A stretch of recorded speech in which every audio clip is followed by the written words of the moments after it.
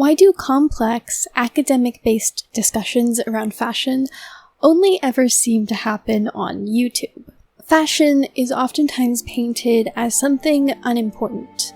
It is something that you only care about if you're vain or trying to show off, and isn't really seen anywhere near academic realms or spaces. A lot of the connotation around fashion literally goes directly against it.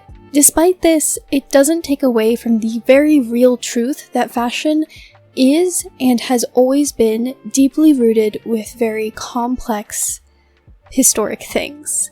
It can tell you a lot about a time period, about the ethics and morals of that time, the socioeconomic status of certain countries, the religion of a country, and in general is a very rich and deep conversation that you could have about literally every time period in history. And despite this, we hardly ever hear about the importance, relevance, or even at all about fashion in history, or even to this day. Much of this has to do with the fact that fashion has largely been associated with women. There have been times in the past where yes, it was associated with men, but because in modern day and for the last few centuries it's been associated with women, a lot of the value has been stripped away from fashion, especially in academic settings which are mostly male-dominated. Even throughout history, fashion and textiles were largely a woman-dominated craft. Because men were out hunting or doing whatever they were doing, women were at home in the home. They were at home in the home. Women were at home. They would do stuff like cooking and cleaning and all that, but they also would create garments for them and their families. This was oftentimes the only art form that women had access to. Many other more traditional art forms like painting or sculpting were not given. Women were not given access to these, and even when they often weren't given much credit. So many women found fashion and textiles as a way to express themselves and express creativity. While to a degree, some of this also had to do with showing off class and status, some of it did have to do with the fact that women just only had this as an expression, as self-expression. Because, again, it was a woman-dominated field, fashion was largely not seen as art. It was not acknowledged for how beautiful and rich it was. I really recommend this video. This is where I got a lot of this information, and she goes way more in depth with it. The only time that fashion would be respected going forward would be when men began taking interest in it. When men started being the creators of fashion lines and the designers, then suddenly high fashion and all these great things were actually seen as great, whereas when it was women-dominated, it was not. We also see a lot of our history around fashion being painted by men. All of the corset myths were started by men. Corsets that were largely worn by women, and a lot of the controversies now have to do with women's corsets, are all untrue.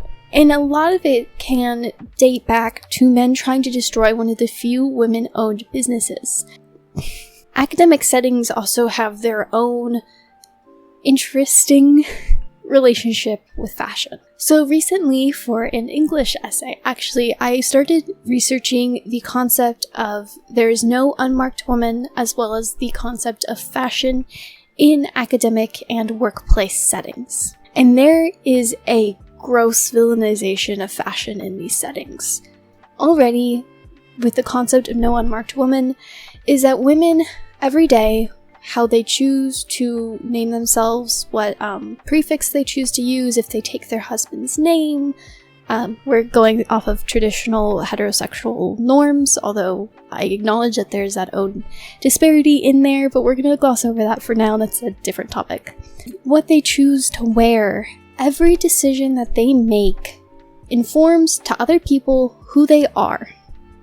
And while to a degree this can be good and important when it comes to self-expression, it can also mean that in these academic workplace settings, women are marked in a way that they cannot avoid that men easily can. Men can put on a basic suit with a basic haircut, and you don't really think anything of it.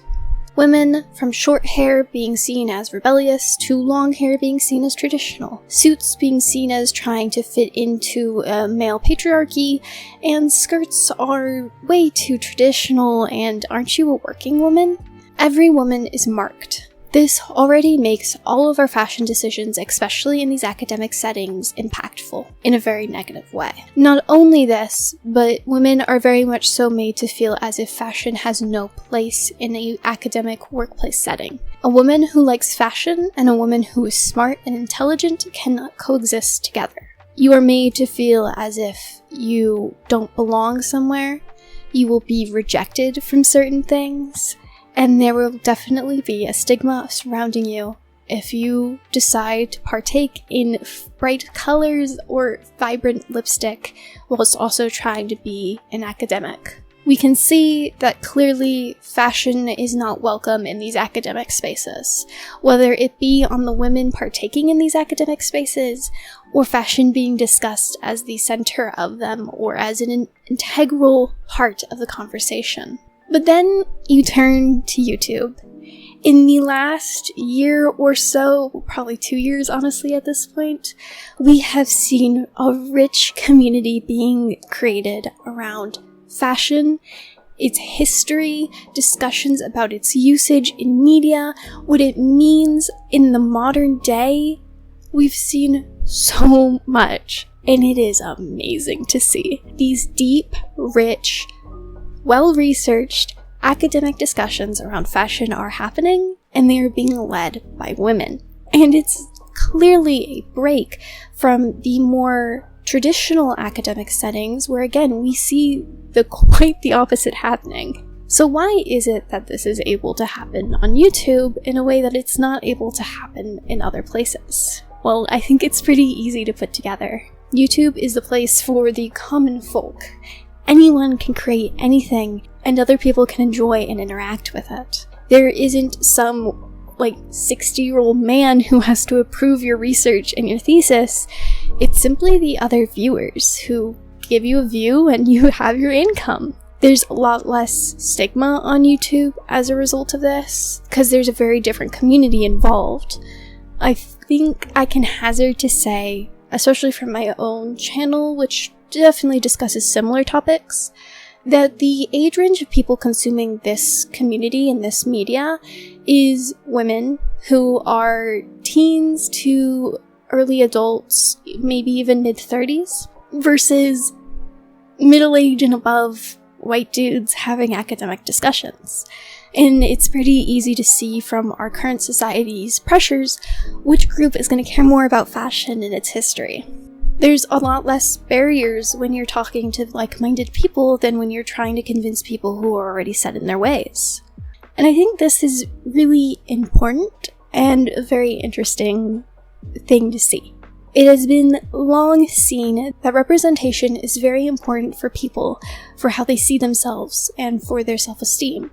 Oftentimes this is framed in the discussion of children's toys in media. However, it's also very important that you see representation throughout your life. Being able to see women represented in history as more than just set pieces is very important. Being able to see the honest truth of what life was like, about why certain things happened, is very important to see. Being able to know how different fashion trends came and went and making informed decisions about things is very important. We're finally seeing a representation of fashion throughout our historical knowledge and in commentary about the modern day, and that is amazing, super cool, and super rad. I hope you guys enjoyed. This was a purely, I just have an outline and a bunch of, pre-knowledge. I already kind of researched these things in a variety of different contexts before. So I hope you guys enjoy this different style of video. And I'll see you all later. Bye.